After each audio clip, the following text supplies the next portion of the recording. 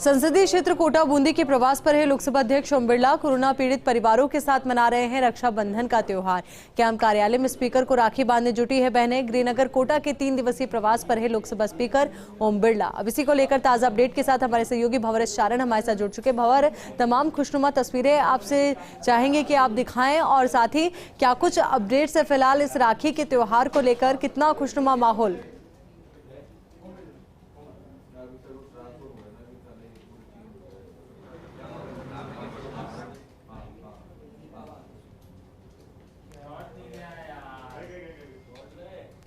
चलिए भंवर से फिर से जुड़ेंगे, पर उससे पहले तस्वीरें जरा देख लेते हैं। तस्वीरें आप जरा देखिए।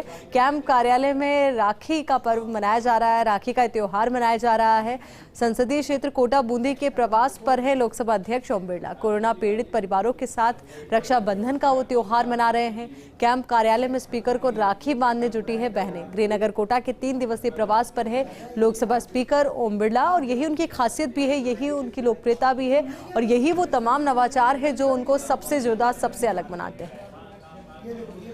अब कोरोना पीड़ित परिवार, समझिए कोरोना ने इनको एक ऐसा दर्द दिया है, एक ऐसा दुख दिया है जो शायद ये कभी भुला ना पाएंगे। पर कोशिश यहाँ पर लोकसभा स्पीकर ओम बिरला ने की है कि एक मरहम इन सभी परिवारों को लगाया जा सके ताकि एक भाई की भूमिका वो निभाएं इन परिवारों के लिए। अब इसी को लेकर खास बातचीत के लिए हमारे सहयोगी भंवर चारण लगातार हमारे साथ बने में। भंवर, देखिए खुशनुमा तस्वीरें भी हमने देखी। खुशनुमा तस्वीरों को लेकर एक ये बात भी है कि यही लोकसभा स्पीकर ओम बिरला की खासियत है जो उनको सबसे जुदा, सबसे अलग बनाती है।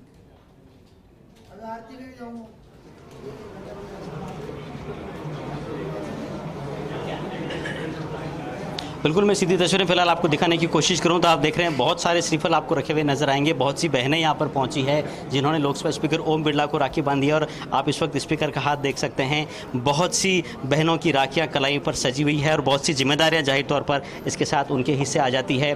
और बिरला साहब, रक्षाबंधन का त्यौहार कोरोना पीड़ित परिवारों के साथ मनाने का आपने फैसला किया। कोरोना के आपदा के समय मैं जब कई परिवारों से मिला तो उस परिवारों के अंदर मैंने देखा कि कई की माँ, कई के पिताजी नहीं रहे, कई के भाई नहीं रहे। उस दर्दनाक हादसे को मैंने देखा, व्यक्तिगत रूप से भी उन परिवारों से मिला। समाज की सामूहिक जिम्मेदारी है कि हम ऐसे परिवारों को नियमित रूप से संभालते रहें। रक्षाबंधन का पर्व रक्षा का पर्व होता है, ऐसे परिवारों के साथ खड़े रहें, संबल दें और वो अपने जीवन यापन ठीक से कर सकें, उसके लिए सब मिलकर सामूहिक रूप से प्रयास करें। इसलिए हर बार मैं रक्षाबंधन पर कोशिश करता हूँ परिवारों से मिलूं और उन परिवारों की जो भी परेशानियाँ, कठिनाई उसको समझकर उनकी समस्याओं को दूर करें। कई उनके बच्चे छोटे हैं, उन बच्चों को कैसे हम अच्छी शिक्षा दे सकते हैं, कई बच्चों के रोज़गार लायक उनको कैसे रोज़गार दे सकते हैं ताकि वो जो कुछ भी परिवार में क्षति हुई है उसको आत्मनिर्भर खड़े हो सके, पैर पे खड़े हो सके। इसलिए लगातार एक प्रयास रहता है। मुझे लगता है कि समाज के सभी लोग हम ऐसे परिवारों के साथ मिलकर उनका सहयोग करेंगे तो जो हमारी संस्कार है, हमारी संस्कृति है कि सामूहिकता के साथ हम अभावों को दूर कर सके, उसको पूरा कर पाएंगे। बिरला साहब, आपने एक मुहिम चलाई थी, आप हर कोरोना पीड़ित मृतक के घर तक पहुंचे थे, आपने उनके लिए शिक्षा की व्यवस्था करने का प्रयास किया था, स्वास्थ्य के लिए सारा खर्चा उठाने की कोशिश की थी। आज रक्षाबंधन पर भी आपने उन्हीं परिवारों को याद किया, उन्हीं के बीच में आप हैं। किस तरह से आपकी मुहिम आगे बढ़ रही है?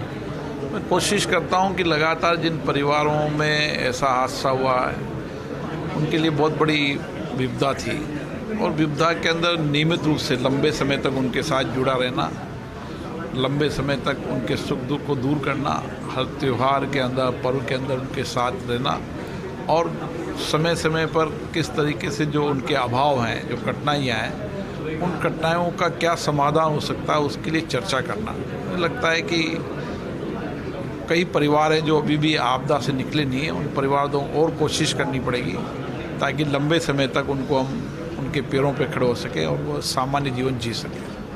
रक्षाबंधन की फिलहाल खुशियाँ हैं बिरला साहब और स्वतंत्रता दिवस समारोह की भी खुशियों में पूरा देश डूबा हुआ है।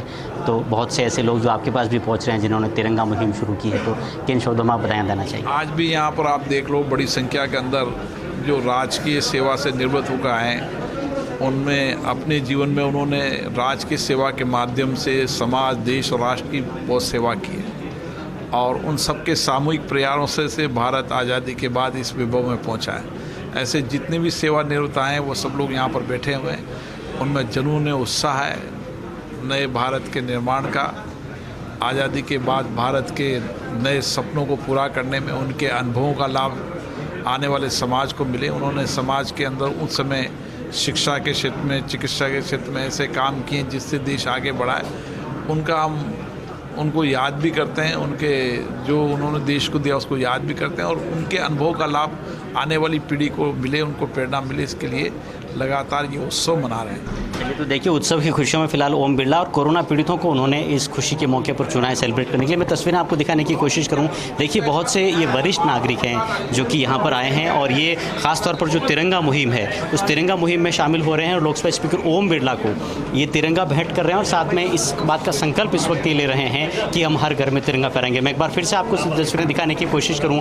आप देखिए ये वरिष्ठ जन है, सीनियर सिटीजन है जो कि अलग अलग जो वरिष्ठ जनों के संगठन है उनसे जुड़े हुए हैं और फिलहाल लोकसभा स्पीकर ओम बिरला, एक बार फिर से आप तस्वीरें देखिए, एक बार फिर से बिरला के चारों तरफ तिरंगे ही तिरंगे आपको नजर आएंगे जिनको थामे हुए हैं वरिष्ठ नागरिक जो कि तिरंगा मुहिम में इस वक्त शामिल हो रहे हैं और उनका संकल्प ये है कि हम हर घर में तिरंगा फहराएंगे। चलिए ऐसे ही कुछ सीनियर सिटीजन से आपकी बात करेंगे। फिलहाल आपके चारों तरफ तिरंगे का माहौल बन गया बिरला। ये सभी लोग जिन्होंने राजकीय सेवा में एक लंबी देश समाज राष्ट्र की सेवा की, उस समय जब बहुत कठिनाइयाँ थी, अभाव थे, सड़कें नहीं थी, बिजली नहीं थी, पीने का पानी नहीं था, उस समय दूर दराज के गाँव में जाकर उन्होंने इस नए भारत के निर्माण में योगदान दिया और उनके पढ़ाए बच्चे आज अच्छे शिक्षित बच्चे देश प्रदेश का नेतृत्व कर रहे हैं। चिकित्सा क्षेत्र में, शिक्षा के क्षेत्र में, PWD में, सामाजिक कल्याण के अलग अलग विभागों के रूप में।